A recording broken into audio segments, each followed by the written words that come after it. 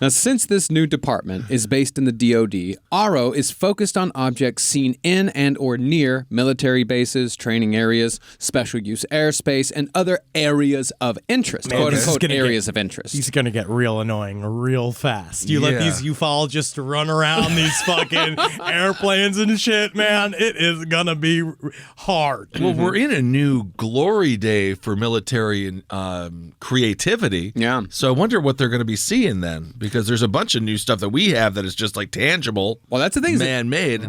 This is these are historians. They're looking at historical accounts. They're not going out. They're not going out to the Air Force Base and seeing what's on the tarmac now. They're pouring through old reports going back to 1945, and that's where we're going to arrive right now. Whoa. Cool. See, the reason why 1945 is so important... Because of the goddamn war! Yeah, kind of. It was coming to an end. The goddamn war! It was coming to an end. We're quickly going to go into another one. Yeah, well, it's because the study commissioned in the defense bill is not starting with the 1947 Roswell crash, which is often seen as the first major on-the-ground incident in United States history. Yeah, that and the Kenneth Arnold, his sighting where he said he saw those where the term saucers came from. But that's not on the ground. That's up in the air. I'm talking about crashes here. Okay. Rather, it's assumed that the study is starting with the far lesser-known Trinity incident, in which a UFO allegedly crashed near the White Sands Missile Range in New Mexico, just after the detonation of the world's first functional nuclear weapon. Problem was, Bing Bong had a little too much to drink. Bing Bong was a little hungover. Dare I say it's actually more dangerous to drive hungover than drunk. I need you to say the B word and honestly quit it with the hard G. Bing Bong. Quit it with the hard G, okay? I'm a Bing Bong. I can say Bing Bong. But there's a couple of flags here that show why this story is specifically very interesting. Yeah. It's because the crash happened on essentially a missile testing site. Like it happened Near a missile testing site. and it caused full-on physical damage to things that were and people saw it. They went and they saw it, and say what you will about the crash, but there's something to it because it was weeks after the first ever atomic test. And those were still just really our baby nukes. Yeah. Those were just like infants, and they were swaddled, and they were all cute. They didn't get to grow up. They weren't merved yet. They weren't adults. Yeah. Now, this is interesting because UFO researchers are well aware that UFOs have been drawn to nuclear testing sites, weapon storage, and power plants from almost the moment humanity harnessed the atom. From the Indian Point nuclear power plant in New York State, that's the Hudson Valley sightings, to the nuclear storage facilities in England, the Rendlesham Forest incident. Now, this is really in the realm of nuts and bolts UFOs. Yeah, so very much so. This is giving some credence. I really do. This story specifically gives some credence to this idea that some of the phenomena is connected to our nuclear programs, and they're obsessed with it. And this is like the MUFON base. Yeah. Right? Yes. This is like all nuts and bolts, nothing woo-woo. Yes. Yeah. But that's also not to mention the encounters that may have occurred in, say, China. We know almost nothing about UFO encounters in China. They must have happened, right? They had to have, of course. They're everywhere. Yeah, and I'll also admit that I'm not quite familiar what occurs in other nuclear states. Like, I don't know what happens in India or Pakistan. I don't know what happens in France. Well, I actually know that I believe, France I know for a fact is very upfront about their UFO research shit, because that's where Jacques Vallée works out of. He works for the official French space navigation, which I just think they're just sending bread to Mars. I don't know what they're doing over there, because I feel. But Jacques Vallée works for them, and they openly research UFOs in the French government. I think the French are probably the best at it because the one thing they love to do is relax, and they take it seriously. Did you see they tried to raise the retirement age to 64 instead of 62, and it was like 2020 Minneapolis. Oh yeah, man! It was like people were like, absolutely not. I love the French. Oh yeah, man. I got refused a walk-away cappuccino. No, they just don't do it. You're supposed to sit and train. I was like, I multitask. My life is a grind life. You don't tell me to relax. I'm here. We saved your ass in World War II. It starts at that. You get into that whole world. And then they punch you in the fucking face because the French are tough as shit. Yeah, they punch you in the throat. Yeah. They have no city on earth, or no people on earth love rioting and protesting more than the French do. They hold their government. I have immense respect for them. Yeah, they hold their government accountable. 62, they just get to retire. They just get to walk away. Yep. Great to the buttermills. Wow. What we do know is that witnesses in high-level positions in America and Russia have said that UFOs were able to control nuclear sites remotely, arming nuclear missiles or futzing with power plant operations, seemingly just because they can. There's you can't. No one's been able to figure out the logic behind them coming in, flying over one of those sites in North Dakota, arming a nuclear missile, and then leaving. Jacques Vallée calls it a control system, which is a thing I'm still trying to understand. He says it comes from computer sciences, but it's this idea of like when you watch years-long set of phenomena, right, you can eventually begin to sort of chart it.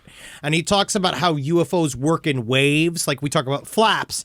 And he said the reason why it does that is because it's trying to, if it is psychically generated, which he believes that half is, that it's about us all trying to learn a lesson that we're not getting. And with the nuclear, that's where that's the only one. They're like, you see, that makes sense. Yeah. As it has to be also like a random test group too. But I don't know. Like Jacques Vallée, sometimes I understand. Like I'm a valet head. I'm a valet girl. You're a valet girl. You know what I mean? Like, hey. So I understand some people are not into it, but it's interesting. I just don't know if we're ready, man. I was flipping through the channels and Ben Carson was on Fox News, so I was listening because I just got to like hear what that moron has to say. He calls it Q theory. He says many people that subscribe to Q theory will say this. I don't think we're ready. No, we're not ready. I feel like we were more ready like 20 years ago. Very much so. I think they're gonna. I say we're real lucky if they're not full on nuts and bolts UFOs. We're real lucky. Yeah. If it's a psychic phenomena. I would argue we were more ready 30 years ago. Yeah, well, they That's should the have just 90s. come That's 30s, then. yeah. They should have been there then. Yeah, because they could have gotten saved to us. bop it. Yeah. Oh, bop it. That would have saved us. Twist it. Yeah. Pull it. That's my mother. But when it comes to the Trinity crash, it seems like a UFO was simply investigating the site where the first nuclear detonation had occurred just 1 month prior, and this craft accidentally crashed in the deserts of New Mexico. Now, today's source is the new Jacques Vallée book, Trinity, the best kept secret. Not anymore. Trinity is the best kept secret. Perfect. Cool. Honestly, his accent is very thick. Yeah. Nice. Yeah, it's almost impossible to understand him without subtitles. I fall Great. asleep. He makes me fall asleep. Good. Well, the That's what books- people say about our show. The book's a bit of a mess because it required a lot of padding to make this story into a book because it's not a long story. No. But it still gives valuable new information on a crash that I've only heard mentioned in passing for years, and that's mostly just because the UFO is kind of shaped weird. Yeah, it's a funny shape, which they thought was really fun. And also the struggle to hear Jacques Vallée say avocado over and over again. It is maddening. Now, as far as where this crash occurred... Avocado. Oh, Is it avocado? Oh, it sounds tasty. Now, as far as where this crash occurred, it was 18 miles north of the Trinity site outside the small town of San Antonio, New Mexico, at a ranch worked by a man named Faustino Padilla. Faustino had a son named Jose, aged 9 at the time, and Jose had a friend named Remy Baca. And it was Jose and Remy who were the main witnesses here. And they're 7 and 9 years old. But there were also certainly adults who witnessed the craft on the ground before the military took it away.